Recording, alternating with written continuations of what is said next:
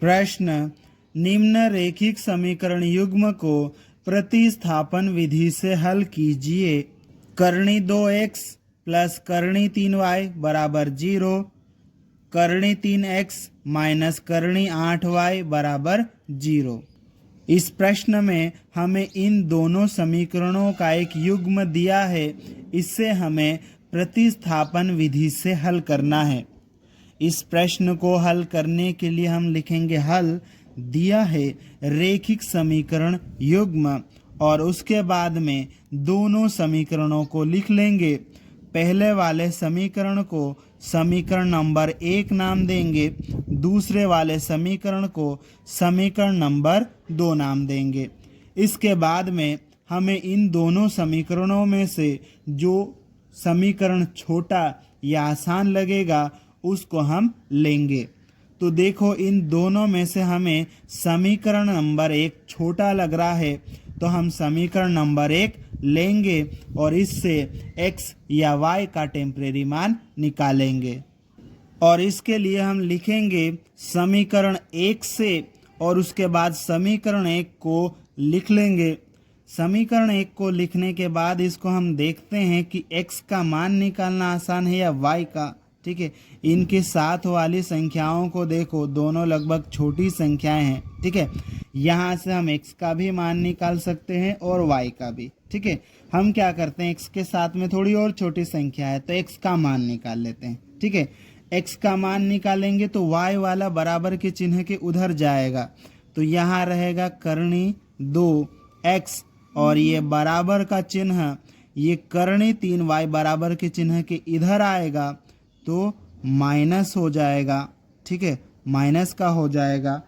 यहाँ पर हमें x का मान निकालना है, तो x के साथ में ये गुणा में करणी 2 है, इसको हटाएंगे तो ये गुणा में है तो इधर आएगा तो भाग में चले जाएगा, बटे में चले जाएगा। तो इस तरह से x बराबर माइनस करणी 3y इसके बटे में आ जाएगा ये करणी 2। इस तरह से हमने x का टेम्परेरी मान निकाल लिया है। इसको हम समीकरण नंबर 3 नाम दे देंगे और इस मान को हम उस समीकरण में रखेंगे जिसका प्रयोग हमने अभी नहीं किया है। तो देखो, समीकरण 1 का प्रयोग हमने कर लिया है, समीकरण 2 बचा हुआ है, तो ये समीकरण 3 से ये जो x का टेम्परेरी मान है इसको हम समीकरण 2 में रखेंगे। इसके लिए हम लिखेंगे समीकरण 3 से x का मान समीकरण 2 में रखने पर, और समीकरण 2 को एक बार हम लिख लेंगे। ठीक है, अब समीकरण 2 में ये जो x है, इस x की जगह पर समीकरण 3 से ये x का टेम्परेरी मान है, इसको हम यहाँ पर रखेंगे। तो ये करणी 3 है। ठीक है, ये x के साथ में गुणा में है, तो ये जो x का मान आएगा ना, इसके साथ में गुणा में आएगा। ठीक है, करणी 3 जो है x के साथ में गुणा में है, तो ये x की जगह पर जो मान रखेंगे वो पूरा गुणा में रखा जाएगा। तो कोष्टक बना लेते हैं, कोष्टक के अंदर लिख लेते हैं माइनस ये वाला मान, माइनस करणी 3y बटे करणी 2। ठीक है, ये x का मान हमने रख दिया। अब माइनस करणी 8y बराबर 0। ठीक है, अब हम इसको आगे और सोल्व कर लेते हैं। तो आगे हम क्या करेंगे, इस करणी 3 का अंदर गुणा कर देंगे। तो देखो, करणी 3 का गुणा करणी 3 के साथ में होगा, तो करणी 3 की घात 2 हो जाएगी और घात 2 से करणी हट जाएगी। तो करणी 3 का गुणा करणी 3 के साथ में करेंगे तो ये 3 आ जाएगा। ठीक है, और ये साथ में y आ जाएगा और बटे में कितना है, करणी 2 है, और यहाँ पर कौन सा साइन है, माइनस का है, तो माइनस आ जाएगा और ये माइनस करणी 8y है और ये बराबर 0। इसको आगे सोल्व कर लेते हैं। तो देखो, यहाँ पर हम क्या कर सकते हैं कि इस पूरे के बटे में करणी 2 है, इसके बटे में करणी 2 नहीं है, तो हम क्या करेंगे, ये करणी 2 जो है पूरे के बटे में लिख लेंगे। ठीक है, और इस करणी 2 का इसके साथ में गुणा कर लेंगे। ठीक है, तो यहाँ से क्या आ जाएगा -3y। ठीक है, फिर माइनस क्या होगा, इस करणी 2 का इसके साथ में गुणा हो जाएगा, तो करणी 2 गुणित करणी 8y। ठीक है, और इस पूरे के बटे में करणी 2 आ जाएगा और इधर बराबर 0। अब ये जो -3y है ये तो ऐसा ही रहेगा -3y।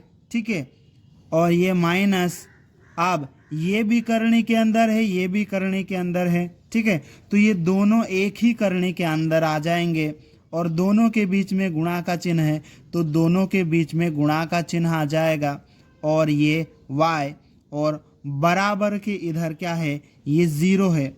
अब देखो ये जो करणी 2 है इस पूरे के बटे में है, इस बराबर के चिन्ह के इधर आएगा, तो इस 0 के साथ में करणी 2 गुणा में आ जाएगा। ठीक है, अब आगे देखते हैं, ये -3y है और ये माइनस, अब करणी के अंदर 2 का गुणा 8 के साथ में होगा, तो कितना हो जाएगा 16y बराबर 0 का गुणा करणी 2 के साथ में होगा 0 आएगा। अब देखो इसको, ये कितना है -3y। ठीक है, अब ये माइनस, अब देखो इसको, ये 16 है, 16 करणी के अंदर है, मतलब इस 16 का वर्गमूल निकलेगा। 16 का वर्गमूल कितना होता है 4, तो ये 4y हो जाएगा बराबर इधर 0।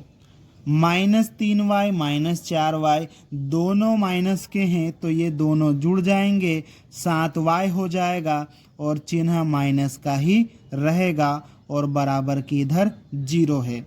यहाँ से हमें y का मान निकालना है, तो ये जो -7 है ना y के साथ, इसको बराबर के उधर भेजेंगे। ये y के साथ में अभी गुणा में है, बराबर के इधर आएगा तो भाग में आ जाएगा, बटे में आ जाएगा। किसके बटे में आएगा, 0 के बटे में आ जाएगा, तो ये 0 के बटे में आ जाएगा -7।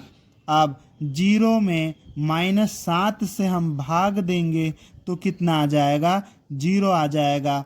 इस तरह से y का मान कितना आ गया, 0। अब ये जो हमने y का मान निकाला है, इस मान को हम समीकरण नंबर 3 में रखेंगे और x का मान निकालेंगे, और इसके लिए हम लिखेंगे, अब y का मान समीकरण 3 में रखने पर और समीकरण 3 को लिख लेंगे। समीकरण 3 में इस y की जगह पर y का ये जो मान 0 है हम यहाँ पर रखेंगे, तो यहाँ रख देते हैं x बराबर माइनस करणी 3, और ये y जो है चिपका हुआ साथ में, मतलब गुणा में है, तो गुणा का चिन्ह लगाकर y का ये जो मान 0 है यहाँ पर हम रखेंगे, बटे में करणी 2। x बराबर, अब माइनस करणी 3 का 0 के साथ में गुणा करेंगे, क्या आएगा 0, और इसके बटे में क्या चल रहा है, करणी 2। अब 0 में करणी 2 से भाग देंगे तो कितना आएगा, 0 आएगा। इस तरह से x का मान कितना आ गया, 0। अतः x बराबर 0, y बराबर 0 समीकरण युग्म का हल होगा और यही हमारा उत्तर है।